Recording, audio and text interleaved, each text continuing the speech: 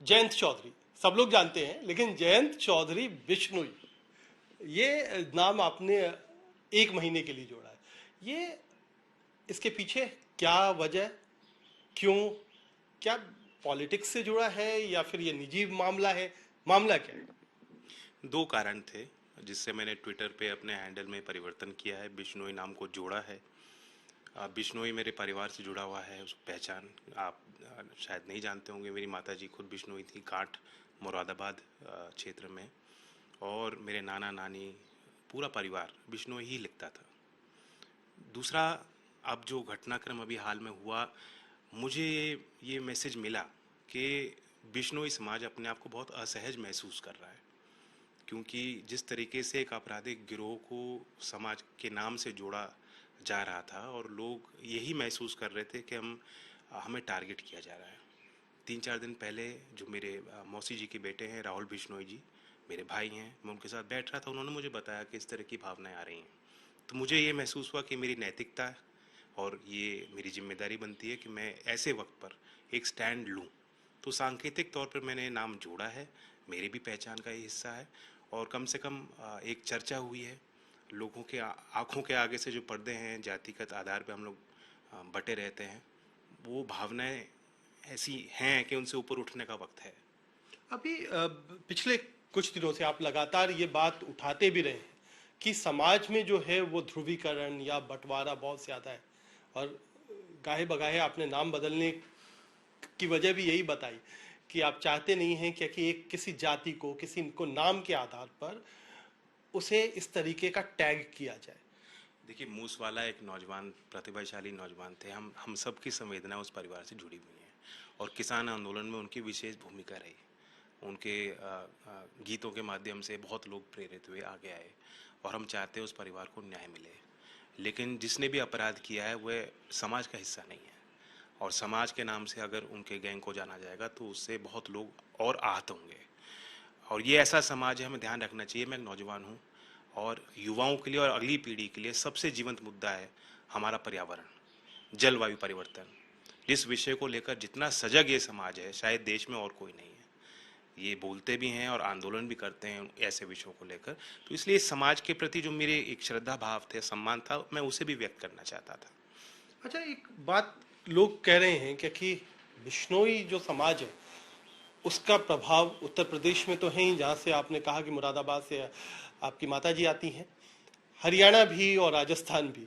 तो कहीं ये एक तरीके से राष्ट्रीय लोकदल के राष्ट्रीय अध्यक्ष होने के नाते कहीं आप विस्तार की तरफ तो नहीं बढ़ रहे हैं? जो मुझे एक जिम्मेदारी दी गई है, जो मेरा आज स्थान है, मैं मानता हूँ कि मुद्दों पे मुझे स्टैंड लेना चाहिए, और एक नैतिक नेतृत्व देने की क्षमता हर एक के अंदर होती है। और जिस तरह बिश्नोई समाज अपने मुद्दों पर, 29 सिद्धांतों पर समाज में एक नैतिक नेतृत्व देता है, मेरी भी जिम्मेदारी बनती है कि अब मैं अगर अध्यक्ष हूँ एक पॉलिटिकल पार्टी का, तो मैं एक सकारात्मक मैसेज दूँ। तो जो लोग ये समझना चाहते हैं कि सिर्फ मैसेजिंग के लिए है, वो भी इस बात को समझ लें। कम से कम एक एक चर्चा हुई है और एक विषय मैंने छेड़ा है। मैं चाहता हूँ कि हर एक व्यक्ति इसको पहचान ले, और ये मेरे मूल स्वभाव में है।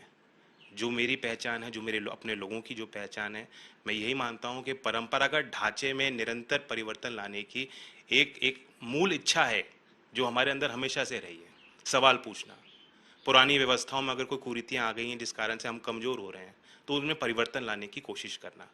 और ये हिम्मत सिर्फ मुझ में नहीं है, बहुत लोगों में है।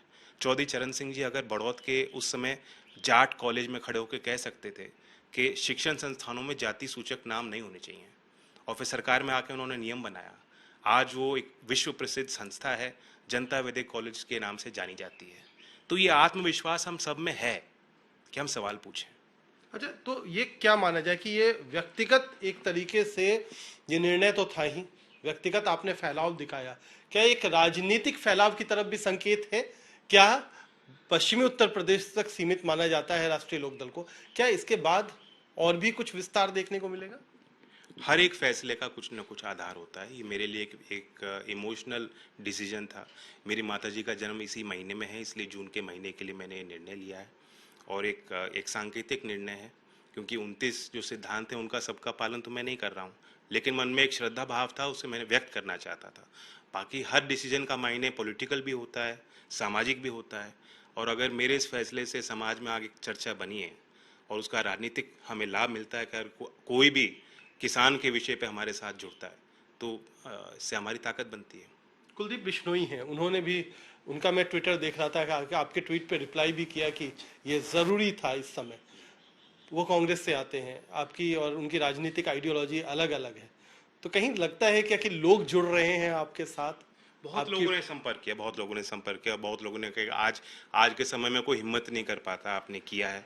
बिश्नोई समाज के राष्ट्रीय अध्यक्ष ने मुझे ट्वीट करके बधाई दी, धन्यवाद किया, तो इससे मेरी हौसला और बढ़ाया है लोगों ने। मैं अपना आभार व्यक्त करता हूँ। मैं चाहता हूँ हम लोग मिलकर काम करें। अच्छा, एक चीज़ और है, अब तो आप राज्यसभा के सदस्य भी हैं और यूपी की राजनीति में बहुत कुछ बदल रहा है, बहुत मंथन भी चल रहा है।